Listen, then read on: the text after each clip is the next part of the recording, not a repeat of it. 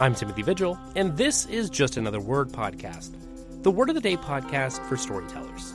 V is for Vigil. Be yourself. Everyone else is already taken. Oscar Wilde.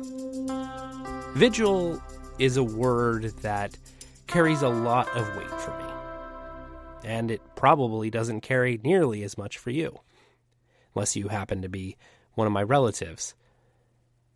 See, because this word is more than just a dictionary entry to me. It's my last name, a name that belonged to my father and my grandfather before him. But beyond the personal, it's a word that carries weight, the weight of history, of duty, and the quiet tension of the in-between. See, vigil is a very interesting word for me because of where it comes from and how it defines who I am.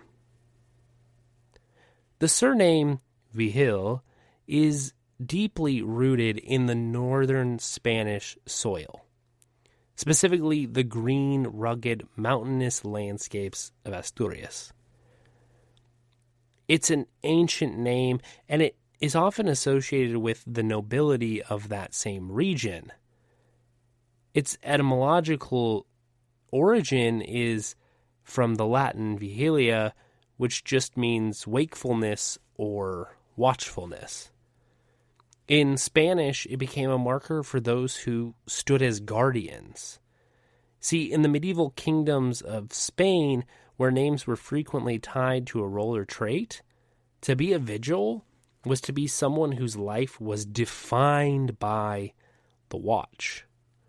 They were tasked with keeping the lights burning or gates guarded while the rest of the world dreamed.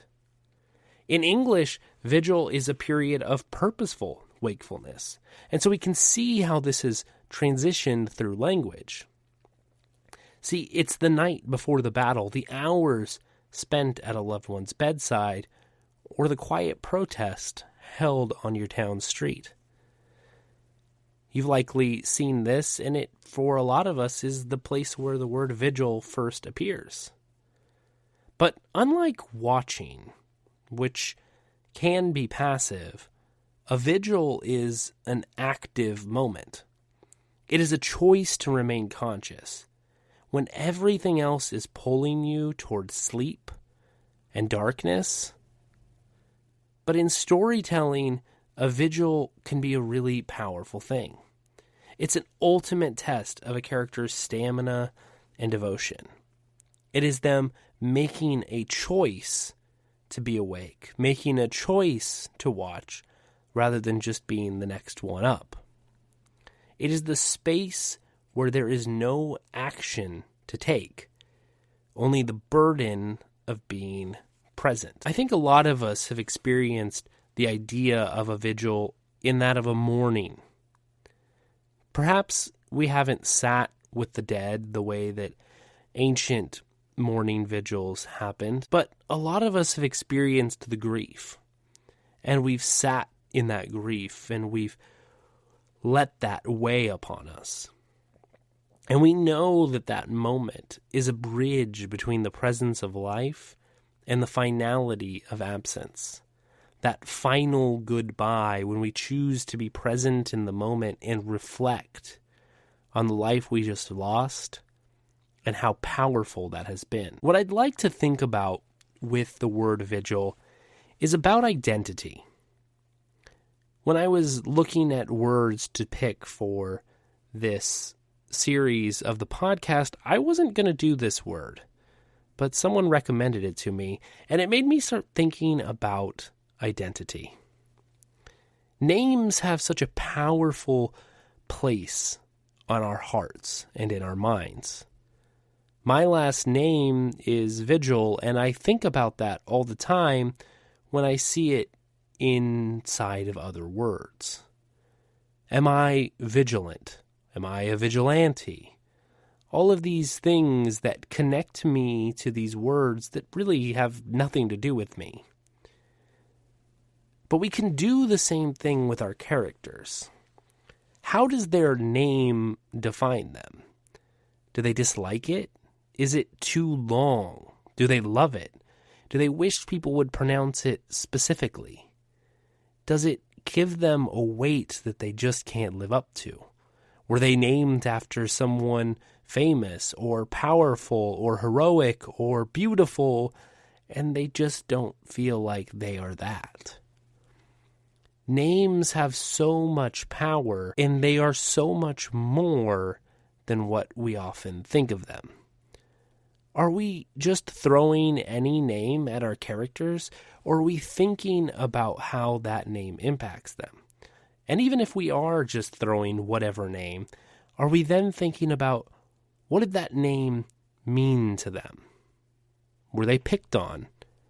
Were they praised? Did they have a similar name to everyone around them, or was their name drastically different? Any and all of these things impact the way that we experience the world, and it should for characters as well. The other part of this is how those names evolve. Someone who is named Richard today might have a very different experience than someone who was named Richard 100 years ago. Words evolve and move. My last name did. In your writing, track how your character's name or reputation changes based on the way that they live their life. Does your character experience something that makes him well known? Does he get a title? Now everybody calls him that. How does he respond to that? How do they feel about that? Does your character get married? Does she take her husband's name or keep her own? What are the traditions? How do names move? All of these things can create a veil of interesting world building. But ultimately, the thing I want to say about Vigil, beyond all else, is just a reminder of what it means. A vigil is a moment of purposeful wakefulness. It is a watch. It is the thing that we should be doing with our stories. Watching over them. Standing guard. Protecting them as they form. Are we taking time to be present with our stories? Or are we just trying to perfect them? See, you can sit there and try and make every detail perfect. But if you haven't been present with it, do you know exactly what it is? I know for me that I definitely struggle with this. I'll sit in front of my screen and I will look at the pages that I have written, and I will want to change every sentence, fixing every word to be exactly right and perfect. But how often do I sit and be present with it? I remember finishing the first draft of my first novel and immediately wanting to start editing it. But I often think that now, if I was in that same exact situation, I wish I could go back and tell myself, don't do that. Sit back. Leave it. Then go back to it and read the whole thing. Read the experience. Be present with your work. Don't just try and edit it and make it better, but take a time to see if it makes you feel. Because ultimately, that's what you want with your reader. You want them to take time with it. You want them to be present while they're enjoying it. So if we don't take that time with our own work, why should a reader do that for us? Ultimately, a vigil is an important thing to practice. It is a way for us to grow as humans and to grow as writers.